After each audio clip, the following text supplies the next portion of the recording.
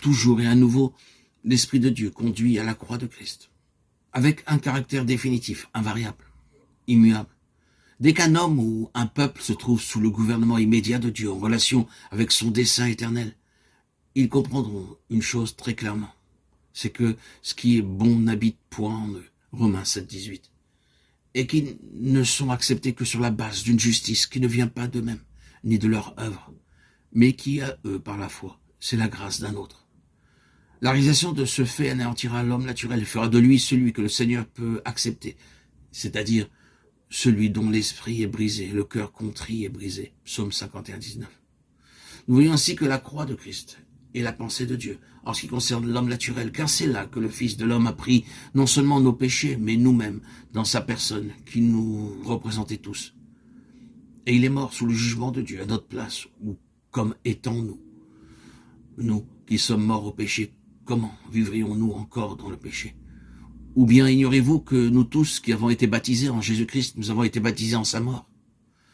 Nous avons donc été ensevelis avec lui par le baptême en sa mort, afin que, comme Christ est ressuscité des morts par la gloire du Père, de même nous aussi, nous vivions d'une vie nouvelle.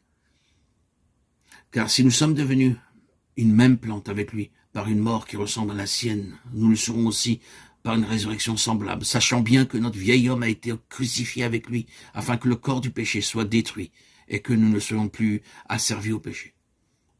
Or, si nous sommes morts avec Christ, nous croyons que nous vivrons aussi avec lui, puisque nous savons que Christ ressuscité des morts ne meurt plus.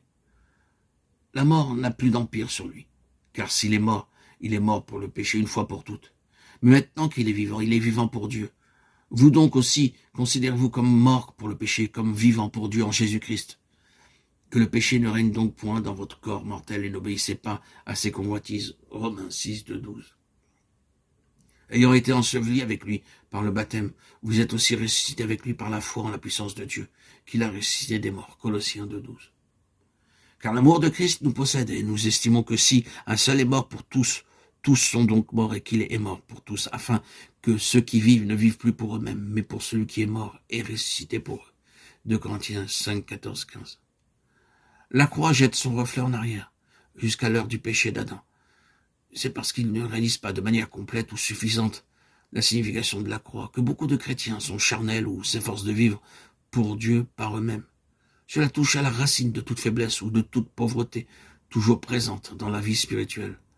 L'on trouve beaucoup de prières pour le réveil et beaucoup d'efforts pour l'approfondissement de la vie spirituelle.